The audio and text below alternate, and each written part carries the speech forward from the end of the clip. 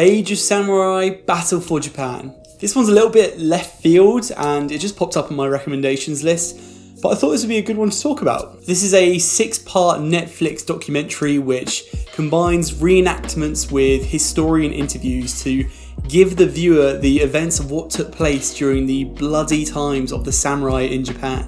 This takes place during the 15th and the 16th century of Japan, where effectively the whole country is just divided by fractions and clans, and we follow the story of this one daimyo, or warlord, leader, however you want to call him, and his mission to conquer and unify Japan. Story-wise, this is honestly probably the most Game of Thrones thing you're ever going to find in real life. To watch this one man who, through both sheer luck and impressive genius, manages to overcome these many different battles and conquer these big parts of Japan, it's just really interesting to me. We follow a couple of generations throughout the story, which essentially goes through with us the unifying of Japan into one whole, and also the death and destruction and the legends of many famous samurai. As always, this is a spoiler-free review, so I'm not really going to dive into the story much more than there, but it has enough twists, intrigues and tactics to make for a really fulfilling lesson to learn over the period of what is probably about 4.5 hours. Personally, I came into this documentary not really knowing much about feudal Japan or the samurai era,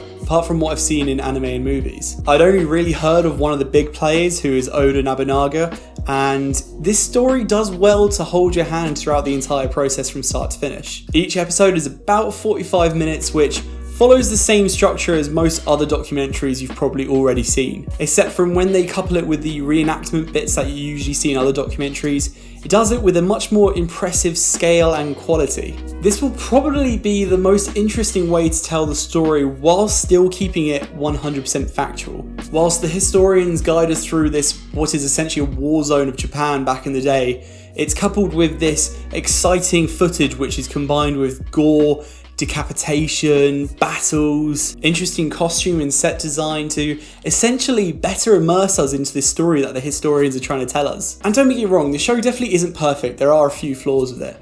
One of them in particular is probably because I'm not native to Japan, and that is essentially that there are just so many different names thrown at you throughout this whole story that it becomes really difficult to remember who is who, to the point where you almost feel like you need a notebook to jot down the names that you hear in quick succession just so you can do your homework to remember who is who. They do well to remind you and refresh your memory in some instances, but it almost feels like that they expect you to watch this whole documentary in one sitting. When you watch an episode, take a break and come back another day and watch a second episode, it can be really difficult to try and put yourself back into where you were in the story and remember exactly who it is that's doing what. But I guess they do try to make up with it with the visuals that they're trying to represent as well. The actors that are portraying these different samurai and warlords all look very distinct through their armor, their flags and their patterns and colours. It probably doesn't make it 100% factual in terms of what they looked like and what they represented, but it's probably the only way they could do it without it being so difficult to follow such a heavy story. And unfortunately the pace struggled a little bit at times as well throughout.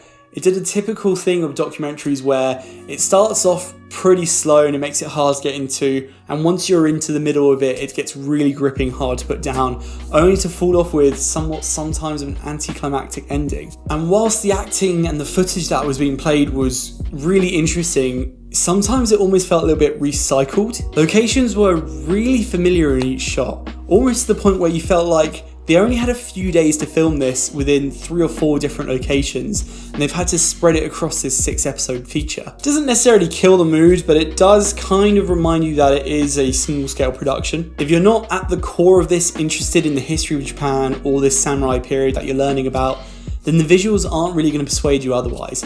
However, if you know going into this that this is something you want to learn about and are quite just generally interested in it, then it becomes a really nice bonus addition. Sure, the armor can look a little bit too shiny and the blood can sometimes look way too CG and fake, but it's not there to carry the show on its shoulders. As for the historians who are telling us this information and guiding us through this story, they're fine. A little bit too dramatic for my liking at times, but for the most part they do well to present these large chunks of information in a manageable, bite-sized way. And I suppose that's really kind of it. I've previously really enjoyed watching the World War II in colour documentary in Netflix, and I enjoy the samurai era. I've been really interested in Japan, and I love Game of Thrones style stories. and this somehow manages to meet the criteria of all of that.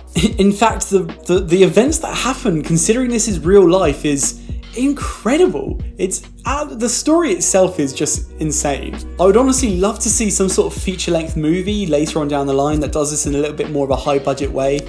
I mean, there probably already is one, but not necessarily one that's been available for Western audiences. But yeah, I'm kind of just rambling on a little bit and going in circles, so I should probably just get to the point. Basically, if you're really interested in this era of Japan and want to learn more about the samurais and the war between fractions and the chaos that was there, this is probably the most interesting way you're going to learn about it. Fence sitters might find this a little bit more of a slow burner, but will find it a lot more rewarding once they commit to a couple of episodes and see it through. And for those that aren't really interested in this time and period in Japan, or just don't really like historic documentaries at all, then you're definitely not going to enjoy this, I'm not going to lie. But let me know if you've already seen Age of Samurai's Battle for Japan. Let me know what your thoughts on it might be. Let me know in the comments below. If you liked this video, please feel free to leave a like and subscribe. It really helps me out.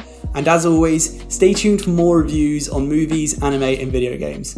Until next time, guys, I'll see you later. Bye bye.